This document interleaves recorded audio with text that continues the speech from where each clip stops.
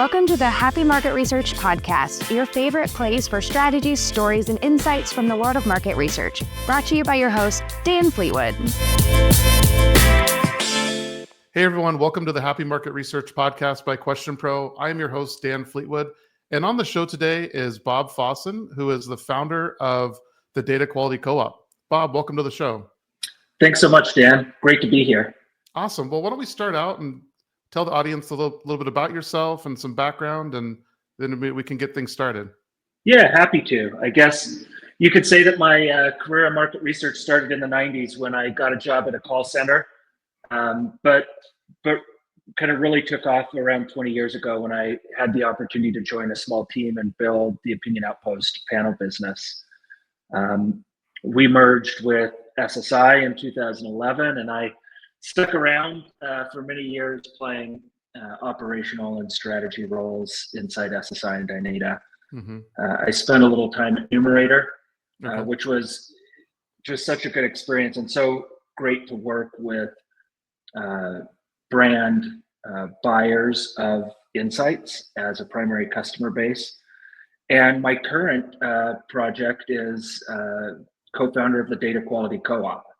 And so I suppose the through line is 20 years of sampling, and maybe it's too pithy, but in the past couple of years, I've maybe taken off my black hat and put my white hat on. Nice. Well, it certainly is a problem that needs to be addressed. So I'm glad there's smart people like yourself that are doing it. What the Data Quality Co-op, what is it, and why did you start it?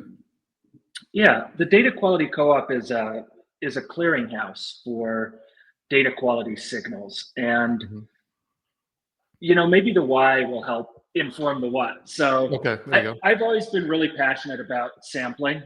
It's what I loved when I entered the industry. It sits at the intersection of like the science and the methodology of research, and then the need to understand, find, engage individual consumers, which is what we purport to do for our clients. So you really kind of have to understand the research and then put it in practice to be good at sampling. And you know, over 20 years, my observation is sampling has become more and more difficult. It's become more and more important. And I think we have an escalating challenge with trust in data quality in our ecosystem. And the you know, twin light bulb moments for me were one, you know, seeing that ultimately buyers of insights are very willing to pay for quality, but oftentimes they didn't know how to evaluate it or understand it. And many of the tools and techniques that we use to evaluate quality are becoming more difficult to do in the age of AI and in kind of this integrated sample environment where lots of companies are buying and selling from each other. And so we want to bring transparency to the market and help everybody make more informed decisions about the quality of the data they're sourcing. Yeah, what's interesting there is you hear claims all the time, right? Like my data quality is better, or my sample quality rather is better than, you know, XYZ. So being able to put an actual number and in perspective, I think is very good. We hear from clients all the time that, hey, the data quality is bad. And I know when we were chatting before, you had mentioned a pretty high percentage of data that gets thrown out, right? What was that number? Yeah, well, I think the most recent number that gets quoted frequently is the 43% number that Kantar put out last year. And you know, certainly my experience is consistent with that number. And the Insights Association has just released some of their early results from the benchmarking, kind of data quality benchmarking work they're doing, which is also consistent with that number. So about, you know, 4 in 10, 40% of our data is unusable, which, you know, I can't imagine a factory, you know, what would happen to General Motors if 40% of the parts they ordered were unusable on the assembly line. It just doesn't feel sustainable. Yeah, no doubt. And that's a good way to put it, right? In perspective, in terms of it's the same product not the same product, but an analogy in that, you know, what they're delivering is essentially the same thing that the sample companies are delivering, right? It's the end product and what we need. So one question I had around the, you know, data quality is, and I don't know, this might be too esoteric, but is it something that can be completely eliminated or just mitigated? And I guess, and how do you look at that? And then what are sort of some of the timelines that you see in terms of, okay, we're here now and 43% gets thrown out. What's the timeline, do you think, in order to maybe half that number, or depending on what you say, get to a reasonable amount? It wasn't esoteric at all, but I'm going to start my answer by being esoteric myself. So there you go. I think there was a couple of great speeches at SampleCon. I was there recently. One was by Scott Tranter from Decision Desk HQ, and he basically spoke about the relentless pace of innovation in polling, because your accuracy gets measured every 2 years, and it's very public and very transparent, and how polling is moving at a pace that is kind of way out in front of market research generally. And the second was by a finance and data science professor who spoke, named Tyler Bruff. And he talked about how when you combine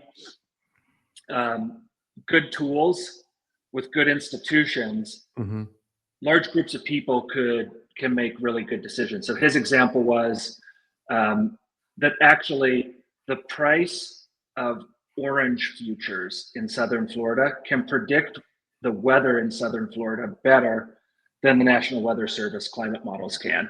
Wow. And this is how I think about data quality co-op. I promise I'll answer your question, but we sit kind of in the research process and we're pulling in metadata.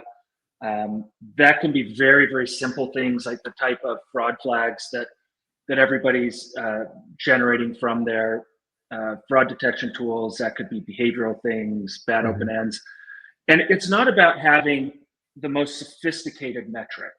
I think of what we're building as a little bit like a credit score, where there's 5 pieces of data that make up our credit score. It's not a black box. They collect it on everybody, and yet it's highly predictive of the probability of you or I being delinquent on a loan. And so I think the first thing to do is create a floor of understanding, and that's where we come in. How can we, if you, Dan, are a buyer of data, how can you know before you make a purchase what to expect from that data set? And once we have that kind of floor of understanding, I think all the amazing and innovative work being done by data quality management and fraud prevention companies around the ecosystem just gets magnified.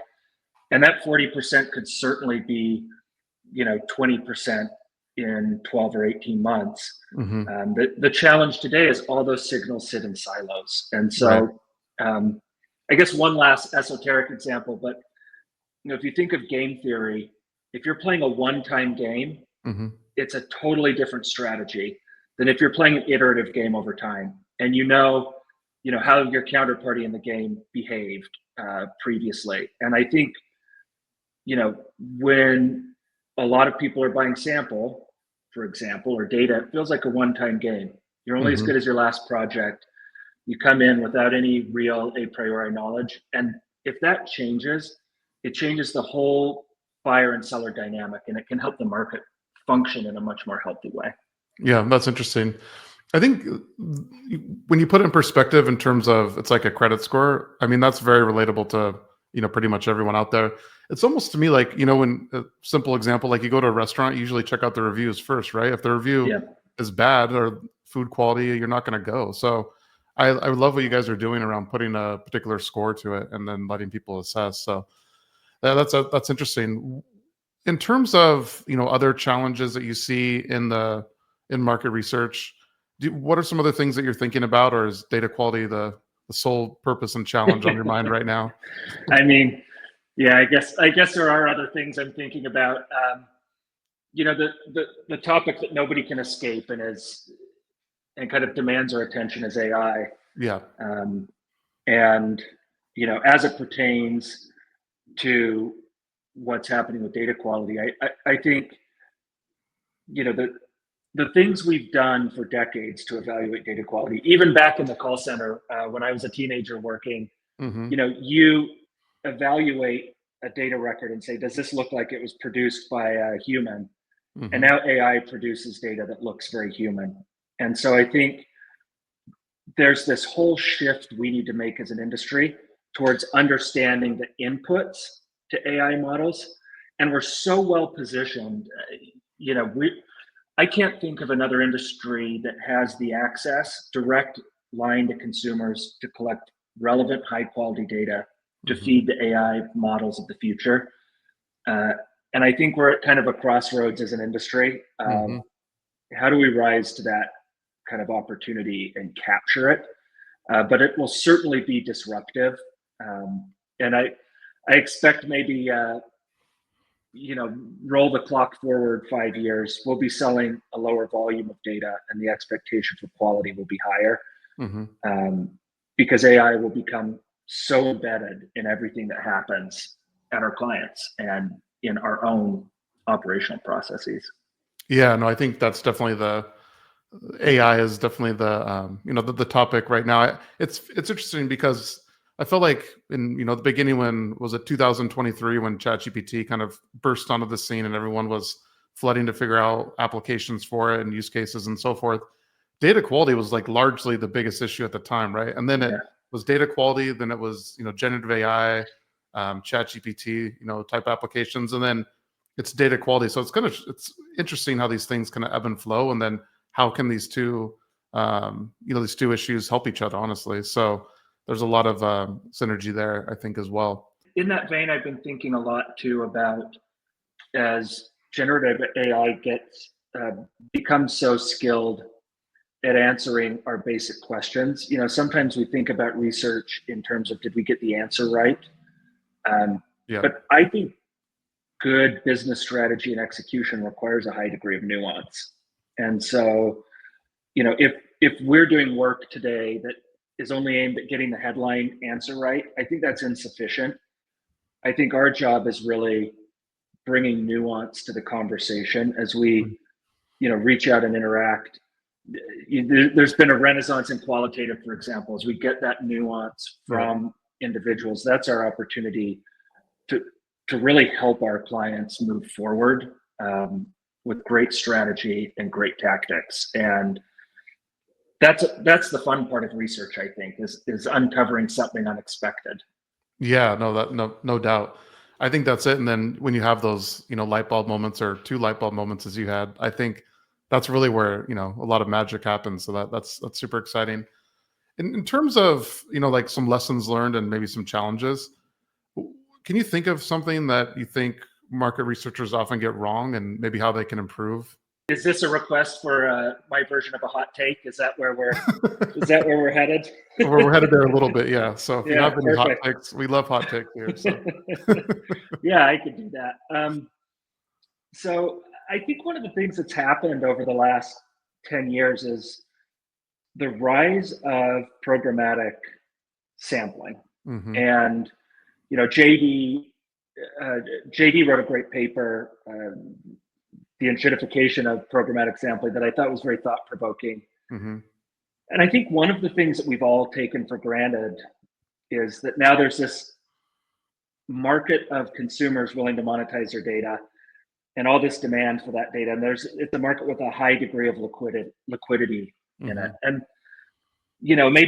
maybe my version of a hot take is, I don't think there's as much liquidity as we all believe there is in that market.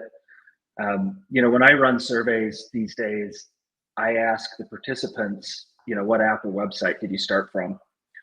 And we code that, and we look at, where did everybody start from?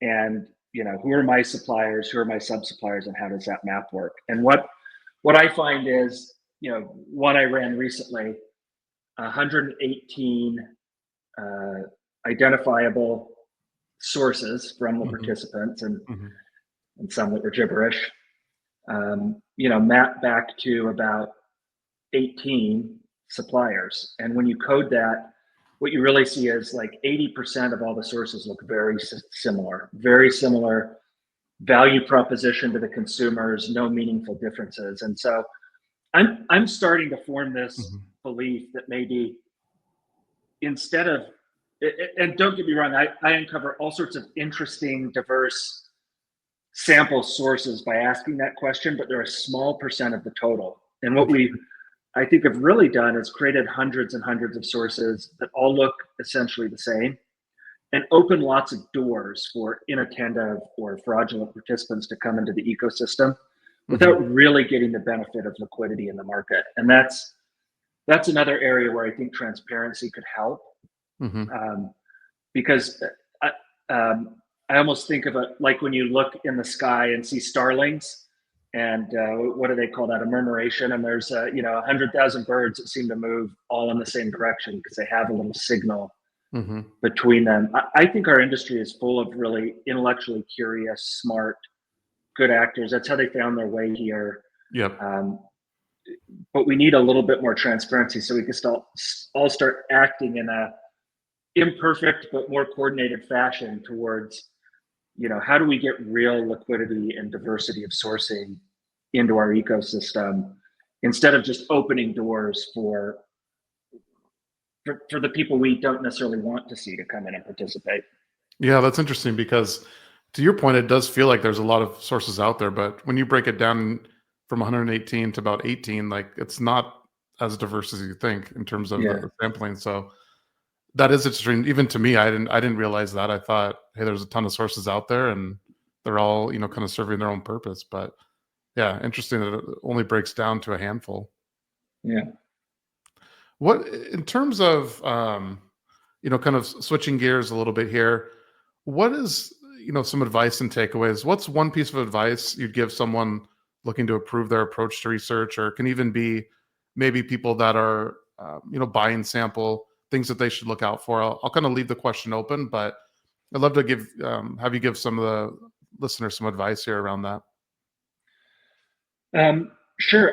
I think the best piece of advice I could give is that I think this is an industry that rewards curiosity, and it's actually very easy in all of our day-to-day work to get obsessed with turning the crank and, what inbox zero methodology or whatever it is that drives us through our day.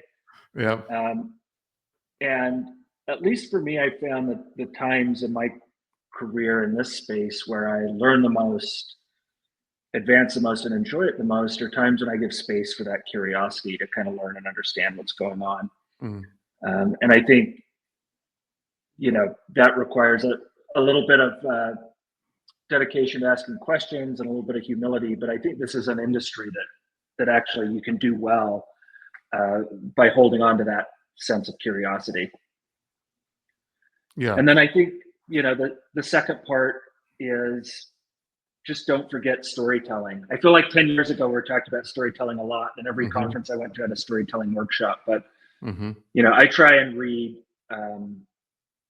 the visual display of quantitative data at least once every couple of years and just remind myself, like, how do you strip away the noise and tell a good story and not just tell a story, but tell a story that's really grounded in fact and how to tell it in a compelling way. And I think that's our opportunity. Yeah, I love that you brought up storytelling. And before we get into that, I've tried Inbox Zero and it works for me for about a month, and then I have to redo it again. So maybe there's something I need to do. It doesn't work for me.